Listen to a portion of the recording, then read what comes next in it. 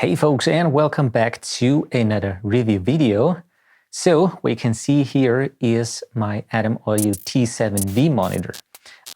You might have noticed in all the other videos that I have the monitors back on the meter bridge of my console here for quite some time. I think I have them now for 2.5 years. And I have to say, I didn't actually make a review about that so far. So I thought, well, let's talk a little bit about those monitors and actually why I like them very much. Let's go back a little bit in time here so I explain what speakers I used prior to the Adam Audios. Well, I actually started out on hi-fi speakers when I had my first home studio. I really used them for a long time, and the thing about those hi-fi speakers, they were really old speakers from the 80s, I think 85, but they were considered quite good speakers for that time. And actually, I was very accustomed to them. I really knew how music translated to them. And that's why I used for quite some long time just hi-fi speakers. Together with a preamp, there was passive speakers, and actually they sounded nice. I still have them in my living room. I still use them for listening to music and also to checking the mixes. And together with those speakers, I had then for some time very affordable ESI and-ear classics, which were considered studio monitors. So flatter ones, they really sounded flatter than the hi-fi speakers. However, I was not really happy with them. And so I think 2.5 years ago, I went to Tillman and I actually looked up for some speakers, and the new audio, at that time, the new Adam Audio T7Vs popped up. So I bought them, set it up on the meter bridge, and well, I can say it was quite a difference to especially the ESI monitors and the hi-fi speakers. So the main difference that I could hear immediately was the presence and the clarity in the top end, and also in the lower mids. I always knew that my hi-fi speakers had a bump in the low end and in the high end, and if you know that, you can mix with that. And it also translated then also good on other speakers. But having monitors that are more on the flatter side, you really can make better decisions. So you don't have to guess, obviously. Another thing that I immediately noticed was the stereo image. The hi-fi speakers had quite a wide stereo image, which is nice for living room. But having a wide stereo image is also not that easy to distinguish certain elements in the mix, especially left and right, and where we place them. And with those speakers, I could really hear the separation in the stereo image, so where you place certain instruments left and right and so forth. And it's also quite easier to mix with them. And if you follow my channel now for quite some time, you may know that I do also quite a bit of film work, actually quite a lot these days, and especially in the film industry, where with quite a quick turnaround, image movies and adverts and so forth, you really have to get the mixes fast, send them to your clients. And actually, I didn't have any regrets so far since I mix with the Adam Audios. It wasn't the case that it was in the past when I mixed with the ESI classics or even with my hi-fi speakers, because I knew them. But actually, my work life got so much easier with those speakers. I know this sounds quite like praising those speakers, but it's just my personal opinion that I can say about those. And as far as the technical features go, let's have just a quick look what you get with those speakers.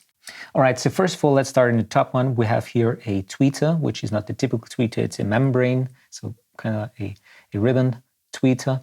And it's a 1.9 inch, so 48 millimeters in equivalent membrane diameter. And it is also surrounded here by a waveguide which spreads the higher frequencies. And it's also very important for the stereo image. And the lower one is obviously 7 inch, which is 178 millimeters, and it's made out of polypropylene. As far as the RMS goes, it has 50 watts and 20 watts. So combined, it's 70 watts RMS. And the frequency response, and this is actually quite interesting for all the audio nerds out there, it goes from 39 to 25,000 hertz, which sounds quite high. Let's have a look just at the frequency response here. So just focus here on the red line, which is the frequency response on axis. And as you can see, we have here 0 dB, and the peaks here over the whole spectrum are just 1.5 up to 2 dB, plus minus.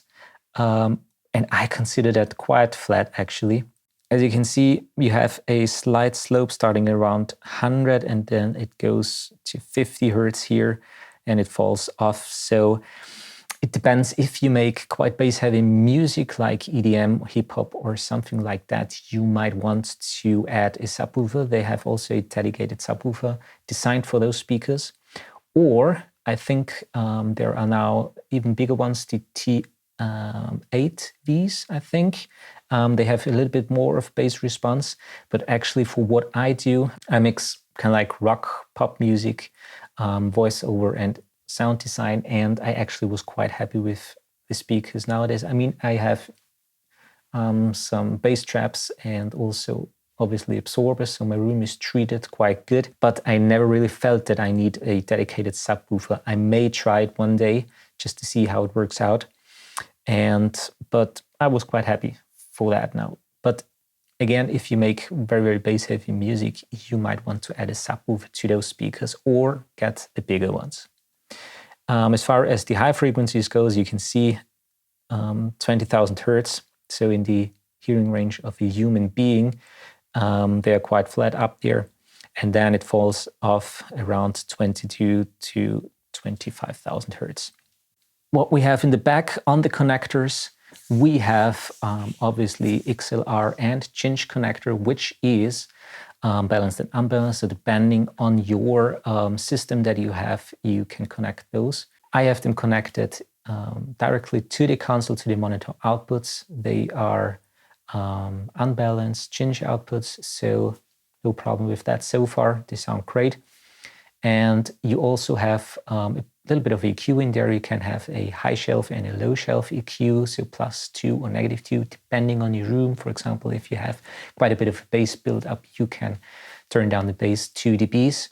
And you also have volume control, which is nice to have on speakers. And of course, the power plug, they are active speakers, so no external preamp is needed. Of course, I can't show you the speakers, how they sound, because obviously I could put a microphone in front of them, but all you hear is just the sound of the microphone. So you just can rely here on this, on my review, on the spoken word that I tell you here. But again, I can say those are, I would say, if you are starting out, I would really, really highly recommend those speakers. Maybe get the new ones, the bigger ones, the 8-inch woofers. They have more bass response, and if you have a little bit of bigger room, they might translate also better. And of course, you can also add to the bigger ones. If you even need more bass, you can add the dedicated subwoofer with them. But for now, I'm quite happy with the 7 ones here. So summing up now, this whole video may sound like a little bit of a praise for those speakers. This video is not sponsored by Adam Audio in any way. I really have those speakers now for 2.5 years on my desk behind me, and I mixed pretty much everything that I did in the past 2.5 years on those speakers. And actually everyone was happy. So, of course, I will keep those speakers. Maybe, as I said, I add another pair of speakers just for perspective, but so far I'm quite happy with them. All right, so I hope I could give you a nice review about those speakers. Just head to the website, have a look yourself. If those speakers are something for you, I really recommend them. And I hope that I see you in another video.